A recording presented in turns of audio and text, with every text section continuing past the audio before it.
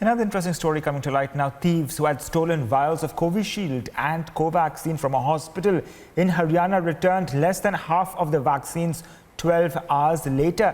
Now, police officials say that the thieves even left behind a note apologizing for stealing the vaccines at a time when states are struggling to cope with the demand for the life-saving jab. Take a look. While India prepares to organize the world's biggest vaccination drive, two thieves in Haryana's Jind district stole over 1,700 doses of COVID vaccines. The incident happened at a civil hospital in Jind after the thieves broke into the hospital store. किसी तरह हमारी PPC की vaccine चोरी हो गई है और जब भी मुझे सूचना मिली तो तुरंत मैं यहाँ पे आया हूँ तो मैंने देखा कि तीनों के तीनों ताले तोड़े हुए हैं। जो मेन एंट्रेंस है उसका भी ताला तोड़ा हुआ है, अंदर भी तोड़ा हुआ है और तीसरा भी ताला तोड़ा हुआ है। Over 1,200 doses of Covishield and 440 doses of Covaxin were stolen from the hospital.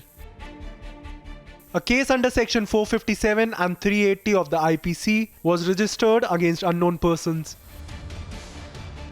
तो मैं यहाँ आकर के देखा है तो सारी चीज़ें अलमारियाँ टूटी हुई हैं, ताले टूटी हैं और वैक्सीन उठाई हुई है।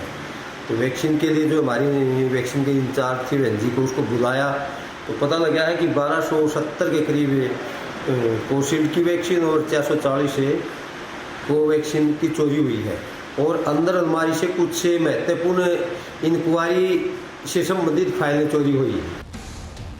But the story drew national attention when the thieves returned some of the stolen vaccines with a note which read, "Sorry, didn't know it was COVID vaccines." कि शायद चोरी करने कुछ और आया था और गलती से वैक्सीन ले गया, नहीं तो वापस करने का कोई, अगर मकसद वैक्सीन को ही चोरी करना होता तो वापस ना देके जाता। देखिए, जैसे मैंने आपको बताया कि जांच अभी जारी है और जैसे ही हम चोरों तक पहुंचेंगे तो ये सारी गुत्थी ज़रूर सुलझेगी।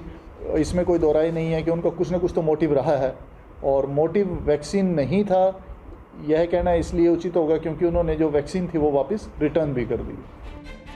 The incident raises question over the security of the vaccines and possible black marketing of crucial life-saving drug in absence of adequate security arrangements. Bureau Report, Republic TV.